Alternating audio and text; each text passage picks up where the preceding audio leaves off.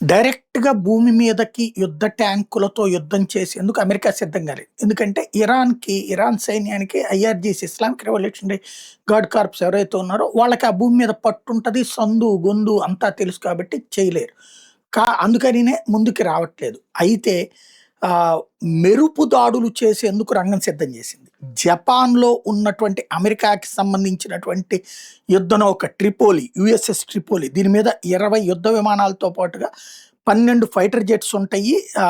ప్రత్యేకించి వీటితో కలిసి ఇప్పుడు 2900 మంది మెరైన్ కమాండోస్‌ని పంపిస్తుంది. ఈ మెరైన్ కమాండోస్ భూమిలోనైనా, గాలిలోనైనా, నీళ్లల్లోనైనా ఎక్కడైనా ప్రయాణించగలరు.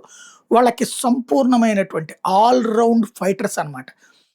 చేతిలో ఆయుధం లేకుండా కూడా మనుషులు ప్రాణాలు తీయగలరు. అదే సందర్భంలో అప్పటికప్పుడు బాంబులు తయారు చేసి సృష్టించగలిగినటువంటి కఠినమైనటువంటి అనుభవాలు ఉంటాయి. వాళ్ళకి అవగాహన ఉంటది.